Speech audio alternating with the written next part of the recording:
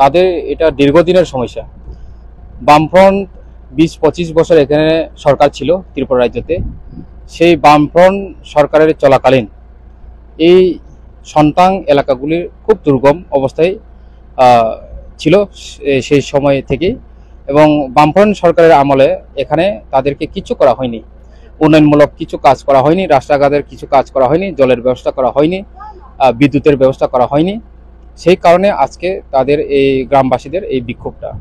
তো আমরা আমাদের পার্টির তরফ থেকে এবং আমাদের সরকারের তরফ থেকে এসেছি যে তাদেরকে কিভাবে তাদের যে দাবিগুলা পূরণ করা যায়। তো সাথে সাথে আমরা তাদের দাবিকে আমরা খুব গুরুত্বপূর্ণ নিয়েই ইতিমধ্যেই আমরা স্যাংশন করেছিলাম ইলেকশনের আগেই, যেটা সন্তান যে রুট। কিন্তু তাদের একটাই এখন বক্তব্য যে এলাকারবাসীর, যে তারা যতদিন এখানে ডেভেলপমেন্টের কিছু কাজ করা হবে না ততদিন তারা ভোট বয়কট করবে।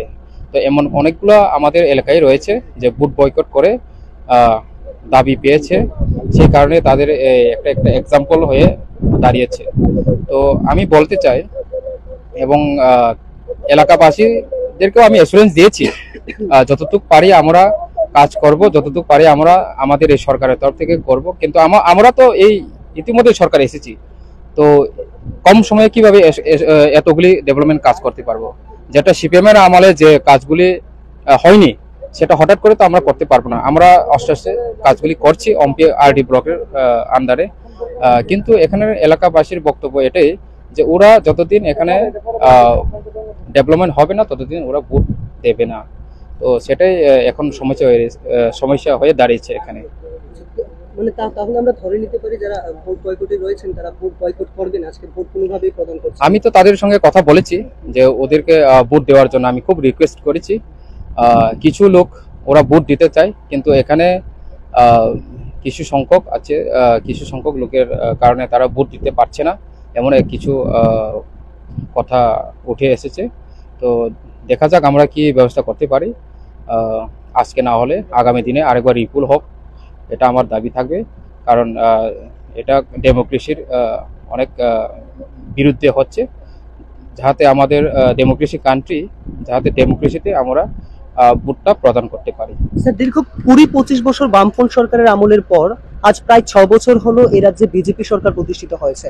এই বিজেপি সরকারের যারা নেতৃত্বরা রয়েছেন, যারা সরকারে রয়েছেন, আমরা বিভিন্ন সময় বিভিন্ন সম্প্রচারে লক্ষ্য করতে পারি প্রত্যন্ত এলাকায়, পাহাড়ি এলাকায় এই সমস্ত উন্নয়ন একেবারে সফলতা পেয়েছে তারা। সেই জায়গায় আপনাদের সরকার অর্থাৎ ত্রিপুরা তো বেশি দিন হয়নি সেই জায়গায়। তাহলে কি আমরা ধরে নিতে পারি যে বিজেপি এই এলাকায় কোনো রকমের উন্নতিতে সহযোগিতা করেনি? না, এমন কোনো কথা না। আমি যখন এডিসি নির্বাচনে জয় লাভ হয়ে এমডিসি হয়েছে এলাকাতে, আমি বিশেষ করে এই এলাকার তখন বর্তমান যিনি এমএলএ ছিলেন উনির সঙ্গেও কথা হয়েছিল, এবং রাজ্যের ট্রাইবাল ওয়েলফেয়ার মিনিস্টার উনির সঙ্গেও কথা হয়েছিল। তো তাদের সঙ্গে যোগাযোগের মাধ্যমে এখানে অনেক কাজগুলি প্রপোজাল দেওয়া হয়েছে।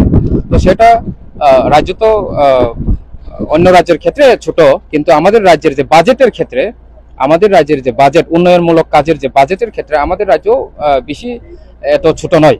কাজে সেই যে ছোট বাজেটের মধ্যে এতগুলি একসঙ্গে উন্নয়নমূলক কাজ করা এটা সম্ভব না। তো সবাই কোঅপারেশন করেছে, এমন না যে বিজেপি করেছে। এবং আমাদের ত্রিপুরা এডিসি ক্ষমতা আছে। আমাদের ত্রিপুরা এডিসির ক্ষমতা থাকার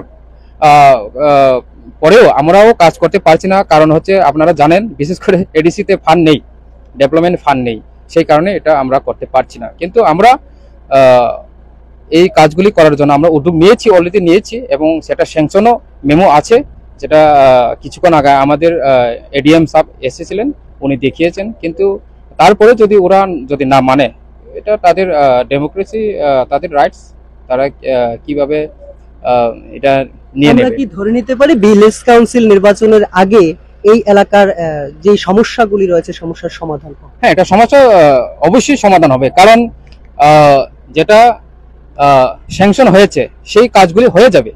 তো ওরা তো বুঝছে না, এখানের জনগণ তারা বুঝছে না, সেই কারণে এটা এই সমস্যা হচ্ছে। কিন্তু যেটা স্যাংশন হয়েছে এটা কাজ হবে। এই রাস্তাও স্যাংশন হয়েছে, আরেকটা রয়েছে গন্ডেক রুট, সেটাও স্যাংশন হয়েছে। এই কাজগুলো হয়ে যাবে, ভিলেজ কমিটি নির্বাচনের আগে হয়ে যাবে।